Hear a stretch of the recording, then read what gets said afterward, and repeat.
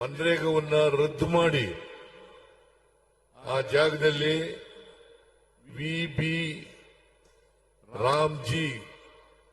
VBG Ramji ಗ್ರಾಮೀಣ ಕಾಯ್ದೆಯನ್ನ ಜಾರಿ ಮಾಡಿದೆ. ಈ ಮನ್ರೇಗಾ ಕಾಯ್ದೆಯನ್ನ ರದ್ದು ಮಾಡಬೇಕಾದಂತ ಅಗತ್ಯ ಇರಲಿಲ್ಲ. ಇದು 2005ರಲ್ಲಿ ಮನಮೋಹನ್ ಸಿಂಗ್ ರವರು ಪ್ರಧಾನಮಂತ್ರಿಯಾಗಿದ್ದಾಗ ಶ್ರೀಮತಿ ಸೋನಿಯಾ ಗಾಂಧಿಯವರ ನಾಯಕತ್ವದಲ್ಲಿ ಈ ಕಾಯ್ದೆ ಜಾರಿಯಾಯಿತು. ಉದ್ದೇಶ ಏನಪ್ಪಾ ಅಂತಂದ್ರೆ ಹಳ್ಳಿಗಾಡಿನಲ್ಲಿರ್ತಕ್ಕಂಥ ಕೂಲಿ ಕಾರ್ಮಿಕರಿಗೆ, ಆದಿವಾಸಿಗಳಿಗೆ, ಸಣ್ಣ ರೈತರಿಗೆ, ಹೆಣ್ಮಕ್ಕಳಿಗೆ ಉದ್ಯೋಗವನ್ನ ಕೊಡಬೇಕು ಅಂತಕ್ಕಂಥ ಉದ್ದೇಶದಿಂದ ಈ ಕಾಯ್ದೆಯನ್ನ ಜಾರಿಗೆ ತಗೊಬಂದದ್ದು. ಮನಮೋಹನ್ ಸಿಂಗ್ ರವರು ಇದೊಂದೇ ಕಾಯ್ದೆಯನ್ನ ಜಾರಿಗೆ ತರಲಿಲ್ಲ. ಇದರ ಜೊತೆಯಲ್ಲಿ ಉದ್ಯೋಗದ ಹಕ್ಕು, ಆಹಾರದ ಹಕ್ಕು, ಶಿಕ್ಷಣದ ಹಕ್ಕು ಮತ್ತು ಅರಣ್ಯದಲ್ಲಿ ವಾಸ ಮಾಡತಕ್ಕಂಥ ಆದಿವಾಸಿಗಳ ಹಕ್ಕು, ಜೊತೆಗೆ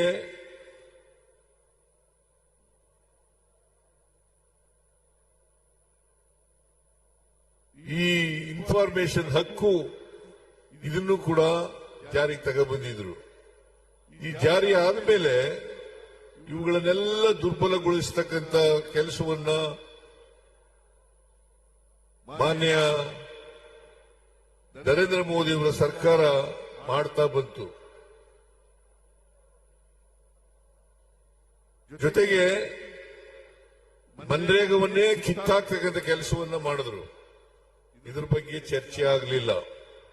ಕೇವಲ 17ನೇ ತಾರೀಕು, ಡಿಸೆಂಬರ್ 17ನೇ ತಾರೀಕು 8 ಗಂಟೆ ಮಾತ್ರ ಚರ್ಚೆ ಆಯಿತು.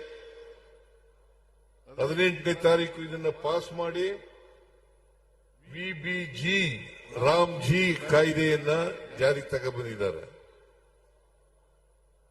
ವಿಬಿಜಿ ರಾಮ್ಜಿ ಅಂತಂದ್ರೆ ವಿಕಸಿತ್ ಭಾರತ್ ಗ್ಯಾರಂಟಿ ಫಾರ್ ರೋಜ್ಗಾರ್,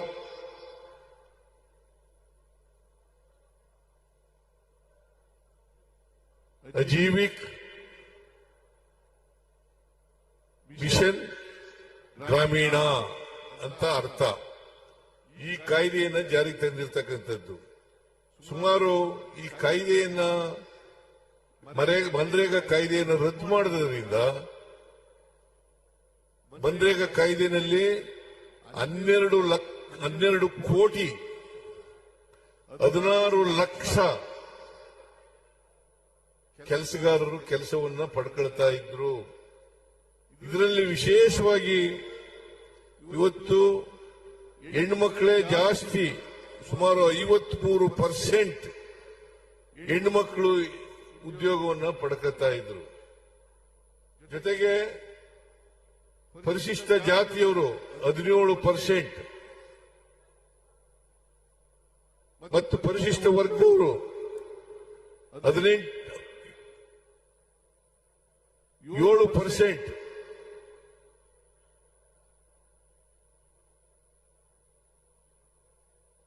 ಅಲ್ಲ 11%, ಒಟ್ಟು 28% ಪರಿಶಿಷ್ಟ ಜಾತಿ, ಪರಿಶಿಷ್ಟ ವರ್ಗ ಇವರು ಪಡ್ಕೊಳ್ತಾ ಇದ್ರು. ಇದನ್ನ ಇವತ್ತು ಕಿತ್ಕೊಳ್ತಕ್ಕಂಥ ಕೆಲಸವನ್ನ ಮಾಡ್ತಾ ಇದ್ದಾರೆ. 20 ವರ್ಷಗಳಿಂದ ಕಾಯ್ದೆ ಜಾರಿಯಲ್ಲಿತ್ತು ಮನ್ರೇಗಾ ಕಾಯ್ದೆ. ಮಹಾತ್ಮ ಗಾಂಧೀಜಿಯವರ ಹೆಸರು ಯಾಕೆ ಇಟ್ಟಿದ್ರಪ್ಪ ಅಂತಂದ್ರೆ ಗ್ರಾಮೀಣ ಪ್ರದೇಶಗಳ ಅಭಿವೃದ್ಧಿ ಆಗದೇನೆ ರಾಷ್ಟ್ರದ ಅಭಿವೃದ್ಧಿ ಆಗಲ್ಲ ಅಂತಕ್ಕಂಥದ್ದು ಮಹಾತ್ಮ ಗಾಂಧೀಜಿಯವರು ಹೇಳಿದಂತ ಮಾತು. ಅದಕ್ಕೋಸ್ಕರ ಇದು ಮಹಾತ್ಮ ಗಾಂಧೀಜಿಯವರು ಗ್ರಾಮೀಣ ಬದುಕು ಸುಧಾರಣೆ ಆಗದೇನೆ ಸುಧಾರಣೆ ಆಗದೇನೆ ದೇಶದ ಸುಧಾರಣೆ ಆಗ್ಲಿಕ್ಕೆ ಸಾಧ್ಯ ಇಲ್ಲ. ಅದಕ್ಕೋಸ್ಕರನೇ ಗ್ರಾಮ ಸ್ವರಾಜ್ಯ ಅಂತಕ್ಕಂಥ ಮಾತುಗಳನ್ನ ಹೇಳ್ತಾ ಇದ್ರು ಅವರು. ಈ ಗ್ರಾಮ ಸ್ವರಾಜ್ಯ ಆಗ್ತಕ್ಕಂಥದ್ದು ಆಗ್ಬೇಕಾದ್ರೆ ಹಳ್ಳಿಗಾಡಿನಲ್ಲಿ ಇರ್ತಕ್ಕಂಥ ಕೆಲಸ ಕೇಳ್ತಕ್ಕಂಥವ್ರು, ಕೂಲಿ ಕಾರ್ಮಿಕರು, ಆದಿವಾಸಿಗಳು, ಮಹಿಳೆಯರು, ಸಣ್ಣ ರೈತರು, ಇವರೆಲ್ಲರಿಗೂ ಕೂಡ ಉದ್ಯೋಗವನ್ನ ಕೊಡ್ತಕ್ಕಂಥ ಕಾಯ್ದೆ ಸುಮಾರು 100 ದಿನಗಳು ಒಂದು ವರ್ಷದಲ್ಲಿ 100 ದಿನಗಳು ಉದ್ಯೋಗ ಗ್ಯಾರಂಟಿ ಖಾತ್ರಿ ಆಗ್ತಕ್ಕಂಥ ಕೆಲಸವನ್ನ ಮಾಡ್ತಾ ಇದ್ರು.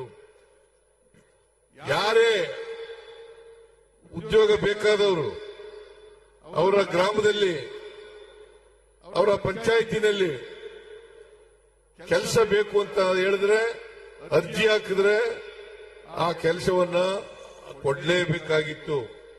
ಕೊಡದೇ ಹೋದ್ರೆ ಭತ್ಯವನ್ನ ಕೊಡ್ತಕ್ಕಂಥ ಕೆಲಸವನ್ನ ಮಾಡಬೇಕಾಗಿತ್ತು. ಇಂಥ ಕಾಯ್ದೆಯನ್ನ ಕಿತ್ತಾಕ್ತಕ್ಕಂಥ ಕೆಲಸವನ್ನ ಮಾಡಿದ್ದಾರೆ. ಈ ಉದ್ಯೋಗ ಬೇಕು ಅನ್ನೋದನ್ನ ತೀರ್ಮಾನ ಮಾಡತಕ್ಕಂಥದ್ದು ಗ್ರಾಮ ಪಂಚಾಯಿತಿಗಳು ಮತ್ತು ಗ್ರಾಮ ಸಭೆಗಳು. ಇದನ್ನ ಈ ಅಧಿಕಾರವನ್ನ ಕಿತ್ತಾಕಿದ್ದಾರೆ. ಈಗ 365 ದಿನದಲ್ಲಿ ಯಾವಾಗ ಬೇಕಾದ್ರೂ ಕೂಡ ಕೆಲಸ ಕೇಳಬಹುದಾಗಿತ್ತು. ಈಗ 60 ದಿನಗಳು ವ್ಯವಸಾಯದ ದಿನಗಳಲ್ಲಿ ವ್ಯವಸಾಯದ ಚಟುವಟಿಕೆಗಳು ಪ್ರಾರಂಭ ಆದಾಗ ಕೊಡಗಿಲ್ಲ, 60 ದಿನಗಳು ಕೊಡಗಿಲ್ಲ. ಜೊತೆಗೆ ಕೆಲಸ ತೀರ್ಮಾನ ಮಾಡತಕ್ಕಂಥದ್ದು ಕೇಂದ್ರ ಸರ್ಕಾರ. ಕೇಂದ್ರ ಸರ್ಕಾರದಲ್ಲಿ ಇಂಥ ಪಂಚಾಯತಿನಲ್ಲಿ ಕೆಲಸ ಆಗಬೇಕು ಅಂತಂದ್ರೆ ಆ ಕೆಲಸಕ್ಕೆ ಅನುದಾನ ಕೊಟ್ಟಾಗ ಮಾತ್ರ ಪ್ರಾರಂಭ ಆಗ್ತದೆ. ಇಲ್ಲದೆ ಹೋದ್ರೆ, ಅನುದಾನ ಕೊಡದೆ ಹೋದ್ರೆ ಅಲ್ಲಿ ಕೆಲಸ ಆಗೋದಿಲ್ಲ. ಆದ್ರಿಂದ ಉದಾಹರಣೆಗೆ ನಮ್ಮ ಪಂಚಾಯತಿನಲ್ಲಿ ಕೆಲಸ ಕೊಡ್ತೀವಿ ಅಂತ ಹೇಳ್ತೀವಿ, ಕೇಂದ್ರ ಸರ್ಕಾರ ತೀರ್ಮಾನ ಮಾಡಿದ್ರೆ ನಮ್ಮ ಪಂಚಾಯತಿನಲ್ಲಿ ಕೆಲಸ ಆಗಬಹುದು. ಅಥವಾ ನಿಮ್ಮ ಪಂಚಾಯತಿನಲ್ಲಿ ಕೆಲಸ ಇಲ್ಲ ಅಂತಂದ್ರೆ ಕೆಲಸ ಇಲ್ಲ.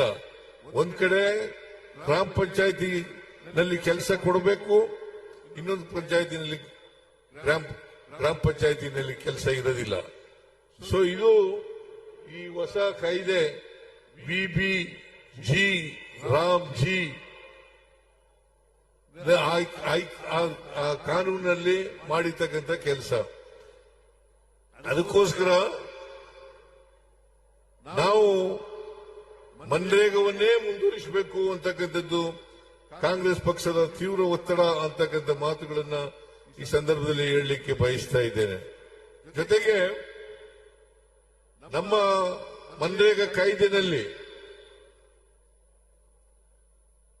ಕಾಂಟ್ರಾಕ್ಟ್ಗಳಿರಲಿಲ್ಲ. ಈಗ ಅಪರೋಕ್ಷವಾಗಿ ಕಾಂಟ್ರಾಕ್ಟ್ಗಳು ಬರ್ತಾರೆ ಅಂತಕ್ಕಂಥ ಮಾತುಗಳನ್ನ ಈ ಸಂದರ್ಭದಲ್ಲಿ ನಾವೆಲ್ಲರೂ ಕೂಡ ಜ್ಞಾಪಕ ಇಟ್ಕೋಬೇಕಾಗ್ತದೆ. ಅದರಿಂದ ಈ ಮನ್ರೇಗಾ ಕಾಯ್ದೆನಲ್ಲಿ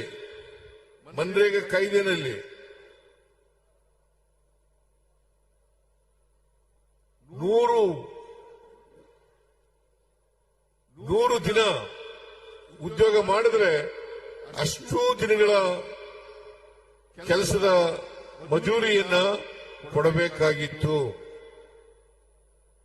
ಸಾಮಗ್ರಿಗಳಿಗೆ ಮಾತ್ರ 10% ಕೊಡ್ತಕ್ಕಂಥ ಕೆಲಸವನ್ನು ಮಾಡ್ತಾ ಇದ್ರು.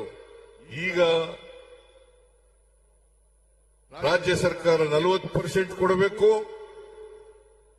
ಕೇಂದ್ರ ಸರ್ಕಾರ 60% ಕೊಡಬೇಕು ಅಂತ ಈ ಹೊಸ ಕಾಯ್ದೆನಲ್ಲಿ ಮಾಡಿದ್ದಾರೆ. ಅದರಿಂದ ರಾಜ್ಯ ಸರ್ಕಾರಗಳ ಹಿತ ಕಾಪಾಡೋದ್ರಲ್ಲಿ ಸಂಪೂರ್ಣವಾಗಿ ಕೇಂದ್ರ ಸರ್ಕಾರ ಮರೆತಿದೆ ಅಂತಕ್ಕಂಥ ಮಾತುಗಳನ್ನ ಈ ಸಂದರ್ಭದಲ್ಲಿ ಹೇಳಲಿಕ್ಕೆ ಬಯಸ್ತಾ ಇದ್ದೇನೆ. ಅದರಿಂದ ನಾವು ಈ ಕಾಯ್ದೆಯನ್ನ ಉಳಿಸಬೇಕಾದದ್ದು, ರಕ್ಷಣೆ ಮಾಡ್ಕೋಬೇಕಾಗಿರ್ತಕ್ಕಂಥದ್ದು ಅತ್ಯಂತ ಅವಶ್ಯ, ಅನಿವಾರ್ಯ ಅಂತಕ್ಕಂಥ ಮಾತುಗಳನ್ನ ಈ ಸಂದರ್ಭದಲ್ಲಿ ತಾವೆಲ್ಲರೂ ಕೂಡ ಅರ್ಥ ಮಾಡ್ಕೊಂಡಿದ್ದೀರಿ ಅಂತಕ್ಕಂಥದ್ದು ನನ್ನ ಭಾವನೆ. ಅದರಿಂದ ಇಡೀ ದೇಶದಲ್ಲಿ ಕಾಂಗ್ರೆಸ್ ಪಕ್ಷ ಮನ್ರೇಗಾವನ್ನು ರಕ್ಷಣೆ ಮಾಡಲಿಕ್ಕೋಸ್ಕರ ಅದನ್ನ ಉಳಿಸ್ಕೊಳ್ಳಿಕ್ಕೋಸ್ಕರ ನಾವು ಹೋರಾಟವನ್ನ ಮಾಡ್ತಾ ಇದ್ದೀವಿ ಅಂತಕ್ಕಂಥ ಮಾತುಗಳನ್ನ ಈ ಸಂದರ್ಭದಲ್ಲಿ ಹೇಳಲಿಕ್ಕೆ ಬಯಸ್ತಾ ಇದ್ದೇನೆ. ನಮ್ಮ ಬೇಡಿಕೆಗಳು ಪ್ರಮುಖವಾಗಿ ವಿಕಸಿತ ಭಾರತ್ ರಾಮ್ಜಿ ಕಾಯ್ದೆಯನ್ನು ಸಂಪೂರ್ಣವಾಗಿ ರದ್ದುಗೊಳಿಸಬೇಕು. ಮಹಾತ್ಮ ಗಾಂಧಿ ರಾಷ್ಟ್ರೀಯ ಗ್ರಾಮೀಣ ಉದ್ಯೋಗ ಖಾತ್ರಿ ಯೋಜನೆಯನ್ನ ಮನ್ರೇಗಾವನ್ನ ಮರು ಜಾರಿಗೊಳಿಸಬೇಕು. ಬಹುಶಃ ನಿಮ್ಗೆಲ್ರಿಗೂ ಕೂಡ ಗೊತ್ತಾಗಿದೆ ಅಂತಕ್ಕಂಥದ್ದು ನನ್ನ ಭಾವನೆ. ಆದ್ರಿಂದ ವಿಕಸಿತ ಭಾರತ ರಾಮ್ಜಿ ಕಾಯ್ದೆಯನ್ನು ಸಂಪೂರ್ಣವಾಗಿ ರದ್ದುಗೊಳಿಸಬೇಕು. ಇವು ನಮ್ಮ ಬೇಡಿಕೆಗಳು. ಮಹಾತ್ಮ ಗಾಂಧಿ ರಾಷ್ಟ್ರೀಯ ಗ್ರಾಮೀಣ ಉದ್ಯೋಗ ಖಾತ್ರಿ ಯೋಜನೆಯನ್ನ ಮರು ಜಾರಿಗೊಳಿಸಬೇಕು. ಜನರ ಉದ್ಯೋಗದ ಹಕ್ಕನ್ನು ಪುನರ್ಸ್ಥಾಪಿಸಬೇಕು.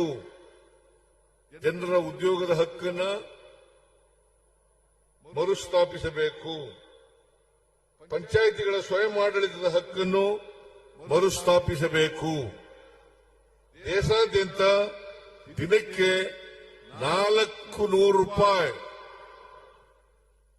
ಕನಿಷ್ಠ ವೇತನವನ್ನು ನೀಡಬೇಕು. ಇದು ನಮ್ಮ ಬೇಡಿಕೆಗಳು.